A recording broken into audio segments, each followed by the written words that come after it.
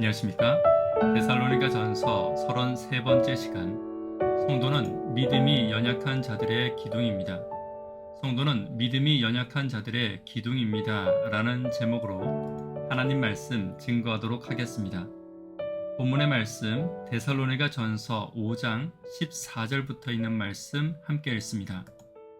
또 형제들아 너희를 권면하노니 규모 없는 자들을 권계하며 마음이 약한 자들을 안위하고 힘이 없는 자들을 붙들어주며 모든 사람을 대하여 오래 참으라.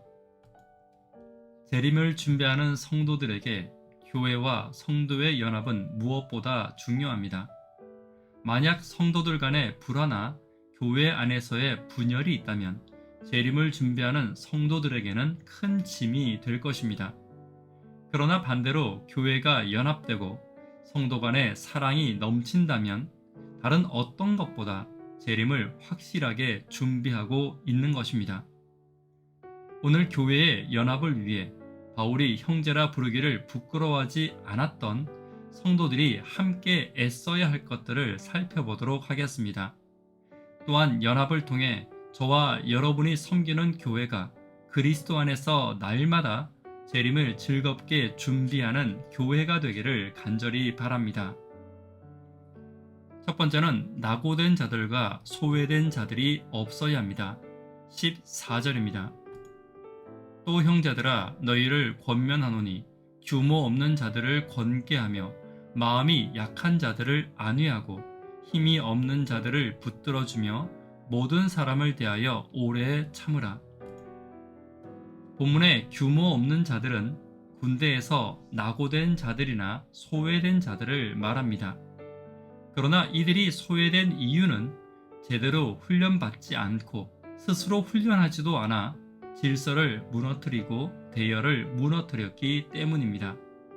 또한 낙오된 이유 역시 게으르기 때문에 자신이 맡은 일을 제대로 하지 않고 자신의 책임을 피하고 다른 사람들에게만 의존하며 다른 사람의 존경을 시기하는 그들의 품성 때문입니다. 그러나 바울은 교회 안에서 이런 성도들이나 혹은 지도자들이 있을지라도 결코 그들을 버리지 않아야 할 것을 말합니다. 오히려 그들을 권계하라고 말하는데 여기서 권계란 그들을 사랑하며 권고하며 강권할 것을 말하고 있는 것입니다. 교회는 연약한 사람들이 모인 곳이기 때문에 다양한 사람들 중에는 특히 소외받을 만하고 낙오될 만한 품성을 가진 자들이 분명히 있습니다. 그러나 그들을 계속 소외시키고 낙오된 것을 무시한다면 결국 교회는 분열될 것이고 성도들의 소망은 함께 흔들리게 될 것입니다. 오늘 교회에 낙오되고 소외된 성도들이 있다면 예수님의 마음으로 그들을 함께 이끄는 저와 여러분 되기를 간절히 바랍니다. 두 번째는 낙심된 자들을 위로해야 합니다. 본문의 마음이 약한 자는 큰 일로 인해 마음이 슬픔에 잠긴 자들과 어려운 일로 인해 낙심에 있는 자들을 말합니다. 교회 안에는 여러 가지 일로 낙심한 자들과 슬퍼하는 자들이 분명히 있습니다. 사랑이 없는 교회라면 그들을 향하여 위로보다는 드러나지 않는 죄인의 기쁨이 있을 수도 있습니다. 혹은 사랑이 없는 교회에서는 교회의 지도자들이나 이끄는 자들의 슬픔과 낙심에 대해 성도들이 함께 위로하고 함께 기도하기보다는 그들의 믿음 없음을 책망을 당할 수도 있을 것입니다.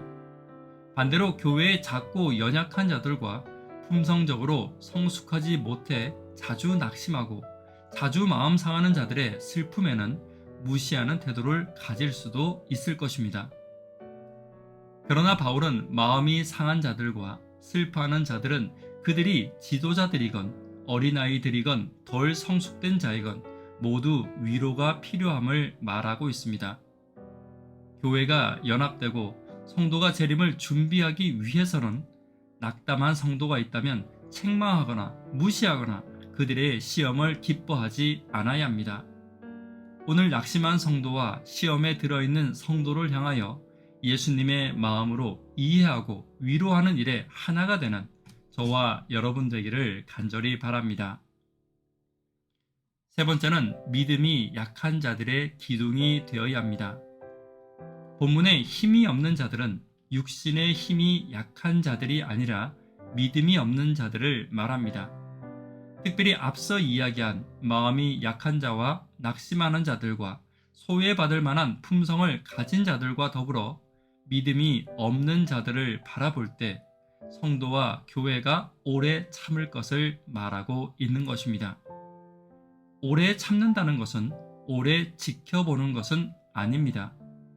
계속해서 그들의 믿음을 위해 그들을 붙들어주며 그들의 믿음이 자라기를 함께 노력해야 함을 말합니다. 신앙이 오랫동안 자라지 않는 성도가 분명히 있습니다. 믿음이 견고해지지 않는 성도도 있을 것입니다. 그러나 그들을 향한 성도의 사랑의 인내는 재림을 준비하는 성도의 품성이 반드시 되어야 합니다. 서로의 신앙과 믿음에 대해 인내로 보살피고 돌아보는 것은 함께 재림을 준비하는 교회와 성도의 특징이 되어야 합니다.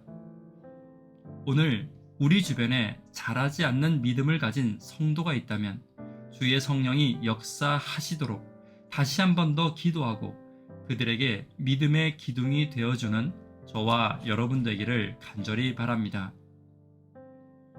말씀에 결론 맺도록 하겠습니다. 재림을 준비하는 교회가 연합을 위해 함께 노력해야 할 것을 살펴보았습니다. 낙오된 자들과 소외된 자들이 교회에는 없어야 합니다. 낙심하고 시험에 빠진 자들을 심판하지 않고 위로해야 합니다. 믿음이 연약한 자들의 기둥이 되는 저와 여러분 되기를 간절히 바랍니다. 기도 제목 함께 나누도록 하겠습니다. 교회의 구도자분들과 개인적인 구도자분들을 위해 기도 부탁드립니다. 학생, 청년, 어린이를 위해 간절히 기도 부탁드립니다. 믿음이 연약한 자들을 위해 끊임없이 사랑하는 인내를 가진 내가 되기를 위해 기도 부탁드립니다. 이 시간 개인적으로 기도하도록 하겠습니다. 감사합니다.